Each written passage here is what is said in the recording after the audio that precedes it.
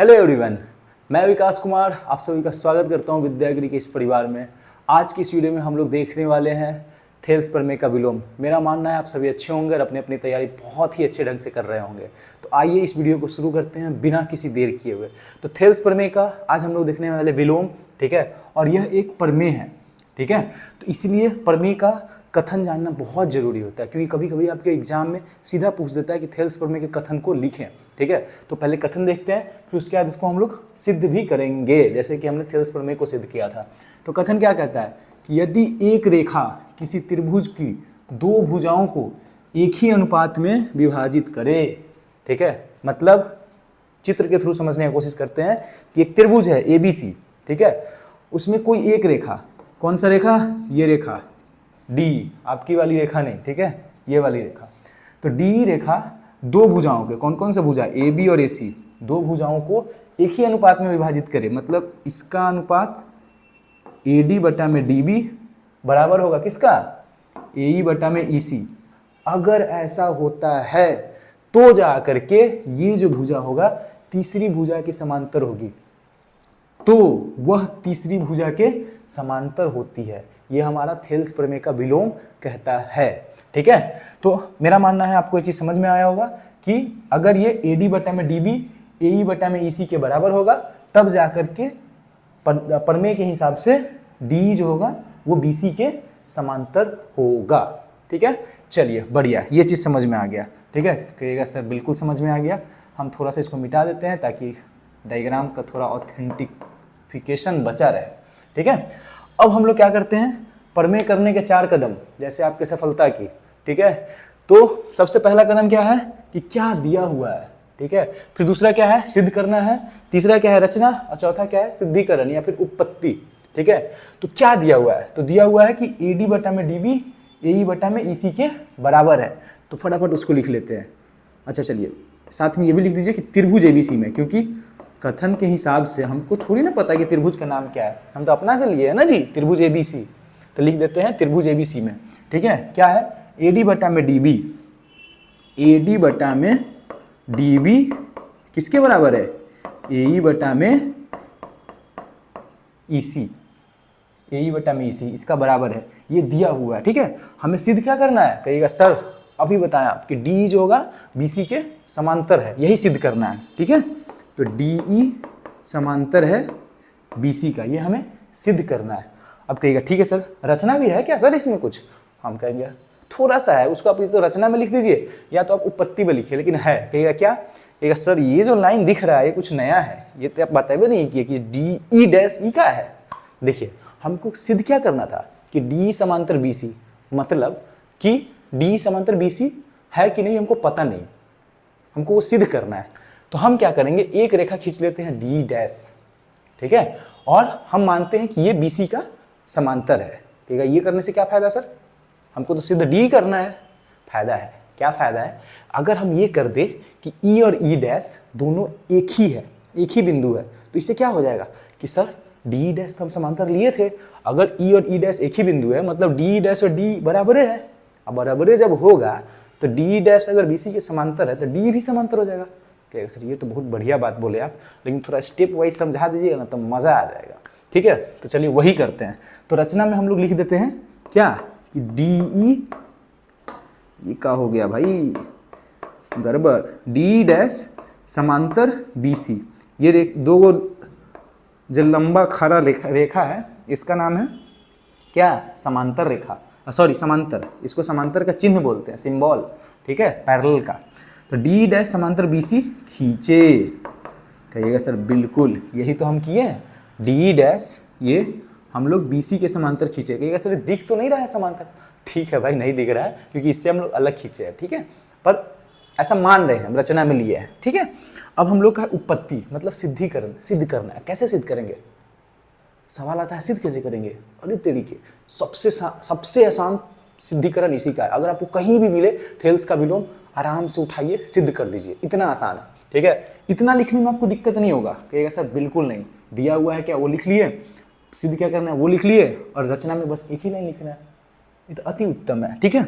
उत्पत्ति में क्या करते हैं, जो दिया हुआ है बहुत आसान, AD बटा में DB AE बटा में EC, इसी को हम लिखते हैं यहीं पर लिख दे कि अगला पेज में लिख दे, जैसा आप बोलिए। हम कहेंगे अगला पेज में लिखते हैं ताकि थोड़ा क्लियर भी होगा और आसान भी होगा। अरे तरीके, इसमें तो ऑलरेडी लिखा हुआ है। ये आपको हम लिखा हुआ इसलिए है क्योंकि ये दूसरा वीडियो शूट कर रहे हैं। पहला वाला में ऑलरेडी किए थे लेकिन आवाज में कट गया था बीच से, फिर से कर रहा है। बहुत मुश्किल है, समझे। ज़िंदगी जितना आसान है उतना है नहीं, जितना दिखता है उतना है नहीं, ठीक है। तो हम क्या करते हैं कि सर डायग्राम इनका टेंट टार बन गया तो इनका सीधा बनाया था ना, मज़ा आ जाता है। हम कहते चलो भाई लो, जो रोगिया को भावे से बेदवा फरमावे। ये हमारे सर जी कहते थे डायलॉग कि जैसा बच्चे का डिमांड वैसा ही मास्टर को करना है ना जी। कहेगा बिल्कुल सर। चलिए, तो ABC त्रिभुज में D एक रेखा है, ठीक है। और कहेगा सर हम एक चीज़ और किए थे, क्या किए थे, एक रचना लिए थे कि D से एक AC पर E' बनाए थे। हम कहे चलो भाई तुम कह दिए, हम मान लिए, हम लिख दिए, ठीक है। कहिएगा ये बढ़िया है सर। अब क्या करना था, तो कहिएगा सर आप कर रहे थे उत्पत्ति, मतलब सिद्धिकरण। और सिद्धिकरण ने आपने बताया था कि बचवा तुम क्या काम करो कि जो दिया हुआ है पिछले स्लाइड में, जो दिया हुआ है उसको लिख लो। AD बटा में DB बराबर AE बटा में EC, यही पहला स्टेप है। कहेगा इससे आसान काम तो कुछ होबे नहीं करेगा। देखिए फ्लो में क्या सब हो जा रहा है। AD बटा में DB बराबर है किसके, AE बटा में EC। कहेगा सर लिख तो दिए लेकिन आप बताए थे सिद्ध करने में कुछ भी लिखो उसका कारण जरूर लिखो। कारणवा नहीं लिखोगे तो कैसे पता चलेगा चेक करने वाले को कि कहाँ से लिख दिया भाई। तो कहाँ से लिखे हैं, गिवन से, दिया हुआ है ये, ठीक है। तो हम इसको लिख रहे हैं दिया हुआ है। अच्छा सीधा लिख देते दिया है, ठीक है। कहेगा ठीक है, इसको हम लोग मान लेते हैं समीकरण 1। हम एक चीज और लिखते हैं, क्या लिख सकते हैं, चूंकि D' समांतर है किसका, BC का। कहेगा ये सर कहाँ से, कहीं देखा हुआ है। कहाँ देखा हुआ है भाई, देख कहाँ देखा हुआ है, रचना में है। D' समांतर BC खींचे, तो खींचे हैं तो कुछ ना कुछ कम्बा तो इसका होगा ना जी, बिना काम का उसको थोड़ी खींचे हैं, है कि नहीं। तो D' समांतर BC ये कहाँ से खींचे हैं, रचना से। तो इसको ब्रैकेटवा में लिख देंगे रचना से, ठीक है। अब इससे क्या होगा, कहिएगा सर अगर समांतर है तो मतलब थेल्स प्रमेय का उपयोग करेंगे और क्या कहेंगे कि अगर कोई भुजा समांतर होती है तो बाकी दो भुजाओं को बराबर अनुपात में विभाजित करती है। पिछले ही क्लास में सर आपने बताया था और हम उसको सिद्ध भी किए थे। तो D' अगर BC के समांतर है तो ये जो दो भुजा है जिस पर ये रेखा है इसका अनुपात बराबर होगा, ठीक है। मतलब AD बटा में DB बराबर होगा किसका, AE' बटा में E'C। तो इसलिए AD बटा में DB बराबर होगा AE' बटा में E'C। कहिएगा सर ये तो बहुत कमाल का बात कह दी है, ठीक है। ये तो हमको ऐबे करता था, लेकिन इसको करके आप क्या करना चाह रहे हैं, तो हम क्या करना चाह रहे हैं तुम बताओ। देखो यहाँ पर क्या है, बाएं तरफ देखो, बाएं तरफ दोनों, इसमें भी और इसमें भी क्या दिख रहा है, कहिएगा सर दोनों तो सेम ही दिख रहा है। AD बटा में DB है, AD बटा में DB, बिल्कुल वही देखना था, सही पकड़े हो तुम, ठीक है। AD बाएं तरफ दोनों सेम है, इसका मतलब क्या, दाहिने तरफ भी दोनों में सेम होगा। जब बाएं तरफ सेम है, बराबर साइन के बाएं तरफ दोनों में, तो दाहिनों तरफ सेम है ना हो जी, होगा कि नहीं बताओ। कहेगा हाँ सर होगा। तो बस यहाँ पर लिख देंगे, क्या लिखेंगे, कलरवा चेंज हो गया। कहेगा सर ये तो पूरा आप रंगीन बना देते हैं, माहौल पूरा वे भी, ठीक है। एक ही कलर से करते हैं, समीकरण 1 और समीकरण 2 से। इसे क्या लिख सकते हैं कि AE बटा में EC, यही है ना जी, बराबर है किसका, AE' बटा में E'C। तो सर ये तो लिख दिया, इसमें तो कुछ भी नहीं करना था। पर इससे होगा क्या, होगा अब आएगा रहिए असली जादू जो होगा ना, अब होगा, समझे। कहिएगा अब क्या होगा सर, तो हम करते हैं जादू। कैसा जादू, सिद्धिकरण का जादू। तो क्या कर रहे हैं, दोनों तरफ एक जोड़ दे रहे हैं, दोनों तरफ एक जोड़ने पर कहिएगा सर एक जोड़ने से क्या होगा, एक एक मिलके 11 हो जाता है, हमारा यहाँ एक एक जोड़ करके सिद्ध हो जाएगा, समझे। दोनों तरफ जब एक जोड़िएगा तो होगा ये कि ए बटा में ई सी जोड़ एक बराबरा में ए डैश बटा में ई डैश सी जोड़ एक। कहिएगा सर ये तो सही बात है, आप कर दिए, पर इससे करना क्या चाह रहे हैं, कुछ तो डाउट है दया। डाउट क्या है, शक क्या है भाई, थोड़ा सब्र तो करो, सब्र का फल मीठा नहीं सिद्धिकरण होता है, ठीक है। तो इसके हर में कुछ नहीं है, कहिएगा सर बिल्कुल जैसा आप बोले। तो एक और इसी का लघुत्तम लीजिएगा तो क्या आएगा, कहिएगा सर इसी आएगा, है ना। अब इसी को इसी से भाग दीजिएगा तो एक आएगा, एक को जब ए से गुना कीजिएगा लघुत्तम निकालने आता है कि नहीं जी, कहिएगा आता है सर, क्या बात कर रहे हैं आप, अच्छी बात है। एक से फिर इसी को भाग देंगे तो क्या आएगा, इसी ही आएगा, तो उससे जब गुना करेंगे तो क्या हो जाएगा यहाँ पर, कहिएगा सर इसी हो जाएगा। एक को जब जोड़ते हैं किसी से ना तो बस तिरछी गुना है, इसी का लघुत्तम इसी और ए को इसी को 1 से गुना कर दीजिएगा एक से तो इसी आ जाता है, कहिएगा सर बिल्कुल ये तो समझ गए, लघुत्तम लेना हमको आता है। ई डैश सी अगर लिखेंगे तो सेम चीज़ यहाँ भी हो जाएगा, क्या होगा ए डैश जोड़ ई डैश सी, ठीक है। कहिएगा सर ये तो लिख दिए, कुछ तो दिख रहा है, क्या दिख रहा है, ए जोड़ ई सी। चलिए डायग्राम में देखते हैं, ए कहाँ है, यहाँ से लेके यहाँ तक, और ई सी कहाँ है, कहिएगा सर यहाँ से लेके यहाँ तक। अगर दोनों को जोड़ दें तो ए सी के बराबर नहीं आ जा रहा है, बराबर नहीं आ रहा है, आ रहा है कि नहीं, हाँ सर ये तो कमाल हो गया, इसी जादू का तो बात कर रहे थे हम, ठीक है। तो यही है ए सी बटा में ई सी। अब देखिए दाहिने तरफ भी देखिए, बाएं तरफ देख लिए, दाहिने तरफ भी ए डैश यहाँ से यहाँ है, ठीक है। ई डैश सी कहाँ से है, यहाँ से लेकर के यहाँ तक है। जब इसको आप जोड़िएगा तो क्या आ जाएगा, क्या आ जाएगा, कहिएगा सर ए सी, इसमें भी ए सी हो जाएगा, ये जोड़ ये पूरा ए सी आ जा रहा है, हाँ नीचे क्या होगा, कहिएगा नीचे ई डैश सी रहेगा। कहिए सर ये तो कमाल हो गया, ए सी से ए सी हम तो सीधा उड़ा देंगे बिना समय लिए, क्योंकि मज़ा आता है उड़ाने में, ठीक है। कहिएगा हम कहते बिल्कुल बिल्कुल, क्या दिक्कत है, ठीक है। अब क्या बचेगा, कहिएगा सर ये 1 था, ये 1 था, तिरछा गुना कर देते हैं, इससे इसको कर देते हैं, इससे इसको कर देते हैं, तो क्या बचेगा, ई डैश सी और ई सी दोनों बराबर हो जाएगा कि नहीं जी। और जब ई डैश सी और ई सी बराबर है, एक ही वो रेखा पर दोनों है, तो इसका मतलब क्या, ई और ई डैश दोनों एक ही बिंदु है कि नहीं जी, है कि नहीं। तो इसका मतलब ई और ई डैश एक ही बिंदु है, एक ही बिंदु है, ठीक है, ठीक है, हो गया बस, सिद्ध खत्म। जब एक ही बिंदु है तो डी ई और डी डैश दोनों अलग अलग तो नहीं है ना, ठीक है। अतः डी बराबर होगा किसका, डी डैश का। जब डी डी डैश के बराबर है, ठीक है, तो दोनों क्या है, संपाती रेखाएं हैं, मतलब एक ही रेखा के ऊपर दूसरा रेखा है कि नहीं। तो इसलिए लास्ट में लिख दीजिए, इसलिए क्या, डी डैश समांतर होगा BC का, ठीक है, ठीक है। कहेगा सर बिल्कुल बिल्कुल ठीक है। अब कहेंगे सिद्ध तो हो गया सर, सिद्ध करने के बाद जो आनंद की प्राप्ति होती है ना, मतलब हम बता नहीं सकते हैं, आप लोगों को होती है कि नहीं पता, कमेंट में ज़रूर बताइएगा कि सिद्ध करने के बाद की आनंद जो होती है एकदम परम सुख की बराबर होती है ना, कि हमने परमेश सिद्ध कर दिया है, ठीक है। तो आप लोग नोट्स में लिख लीजिएगा। सर अब क्या है, सिद्ध तो करवा दिए आप, अब क्या करवा रहे हैं, अरे कुछ नहीं करवा रहे हैं, घबराओ नहीं मित्र, हम लोग करा रहे हैं एक प्रश्न। कहेगा सर प्रश्न क्यों करा रहे हैं आप, तो मतलब हर वीडियो में प्रश्न करा देते हैं। अरे जब तक प्रश्न नहीं कीजिएगा उस प्रमेय का क्या लेना देना है कि नहीं। चलिए तो देखते हैं, यहाँ पर क्या दिया हुआ है कि किसी त्रिभुज PQR में PQR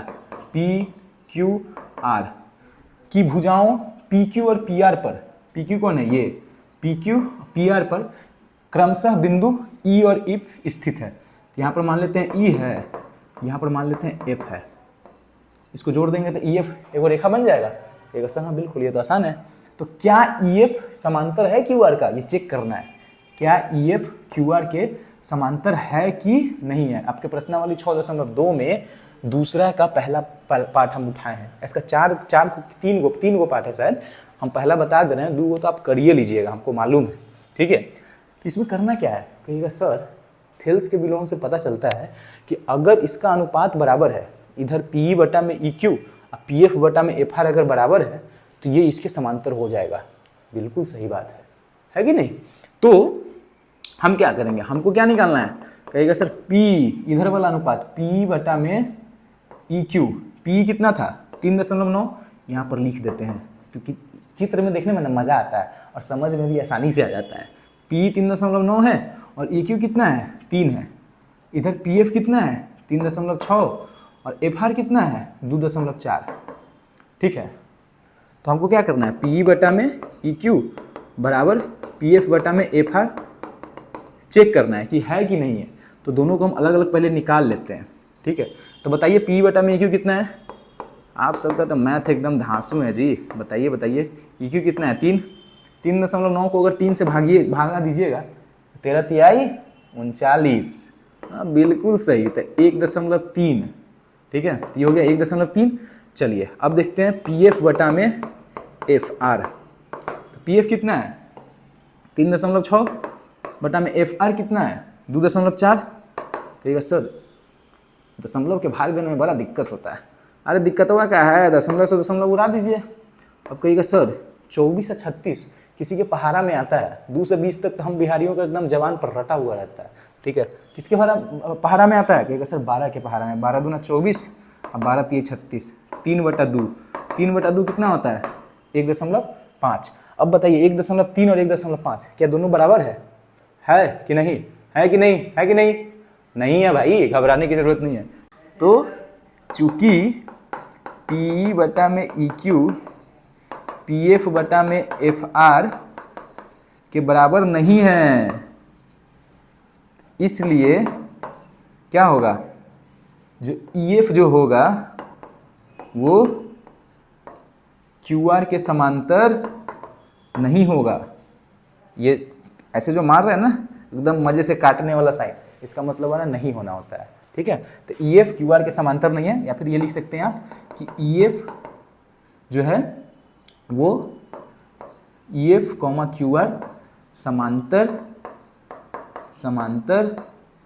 नहीं है। हो गया क्या सर, बिल्कुल मज़ा आ गया, ठीक है। तो बढ़िया, अब देखते हैं एक ना आपको सिद्ध करने वाला प्रश्न है, एकदम आसान, एकदम ब्रेड एंड बटर क्वेश्चन है। अगर आपको अभी तक समझ में आ गया होगा आगे भी समझ में आ जाएगा। देखिए ये क्वेश्चन नंबर 5 है आपके प्रश्नावली 6.2 से। जैसे जैसे हम लोग कॉन्सेप्ट करते जाएंगे ना उसका क्वेश्चन भी करते जाएंगे। एक चीज़ बहुत ध्यान से सुनिएगा, जो भी सिद्ध करने वाले प्रश्न है ना आपके एनसीईआरटी से बाहर से नहीं पूछता है, ठीक है। दूसरे चैप्टर से पूछ सकता है कि वैल्यू उधर से उधर कर दिया, एनसीईआरटी से डिट्टो छाप देता है, डिट्टो एक वर्ड, समझे। तो उसको एकदम होता है ना पानी में घोर के पी जाना है, समझे, ठीक है। तो क्या दिया हुआ है कि दिए गए आकृति में, आकृति कहाँ है, कहिएगा सर यहाँ नीचे तो बना दिया है एकदम खूबसूरत सा आकृति। तो ये डी समांतर है ई क्यू का, डी कहाँ है भाई, कहाँ है डी, बताओ, डी यहाँ है, ओ क्यू कहाँ है, कहिएगा सर ओ क्यू यहाँ है, ठीक है। और क्या दिया हुआ है, डी एफ समांतर ओ आर, तो डी एफ कहाँ है यहाँ, उसको दूसरा कलर कर दें, कहिएगा सर कर दीजिए, कलर तो देख के मज़ा आ रहा है। डी एफ समांतर है किसका, ओ आर का, ठीक है। कहिएगा सर इससे क्या करना है, तो देखते हैं ना हमको क्या करना है। ई एफ समांतर क्यू आर प्रूफ करना है। ई एफ कहाँ है, कहिएगा सर ई एफ यहाँ है, क्यू आर कहाँ है, क्यू आर यहाँ है। उसको कैसे प्रूफ करें, आप खुद से एक बार ट्राई कीजिए। जो हम लोग अगर समांतर रहता है तो क्या करते हैं, थेल्स लगाते हैं। थेल्स लगा करके हमको क्या इसको प्रूफ करना है, थेल्स का विलोम भी उपयोग करना पड़ेगा। तो दोनों है, थेल्स भी है, थेल्स का विलोम भी है, आपको दोनों यूज करना पड़ेगा, पर ज़्यादा सोचना नहीं है जी, ठीक है। तो हम आते हैं सिद्ध करने पर। तो देखिए स्टेप वही है,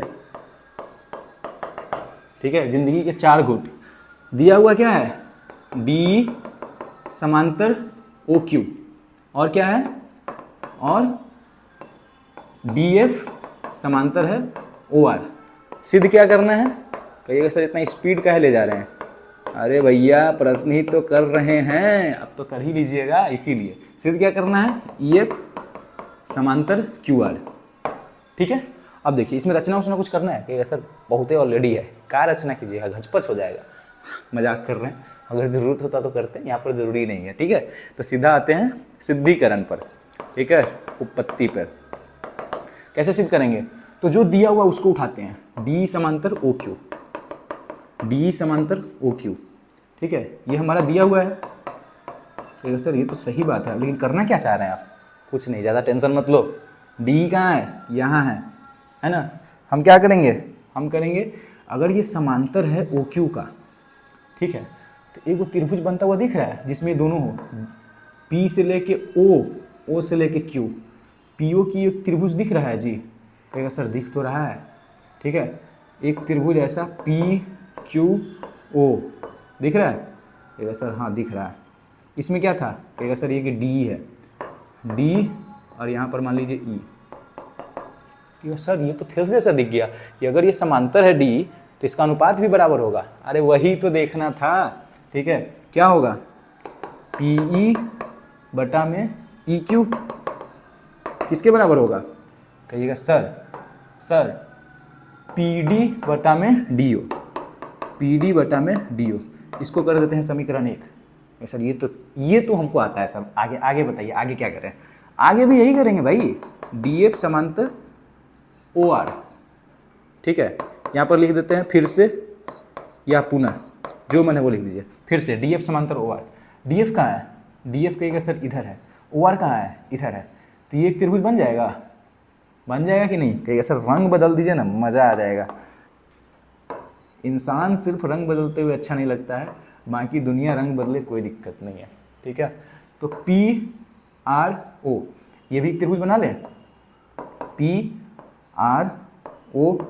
कहेगा सर बना तो लिए, एकदम मस्त बना देते हैं आप, तुरंत डायग्राम। आपको भी आना चाहिए चित्र बनाने। ठीक है, यहाँ पर क्या था? डी, यहाँ पर क्या था? एफ। बन गया? कहिएगा सर जैसे ही आप डायग्राम बनाते हैं ना, चित्र बना देते हैं, क्वेश्चन एकदम आसान लगने लगता है, लेकिन हम खुद से जाते हैं ना तो बड़ा दिक्कत होता है। तो वही वो समझना जरूरी है कि चित्र आपको बनाने आना चाहिए, समझे?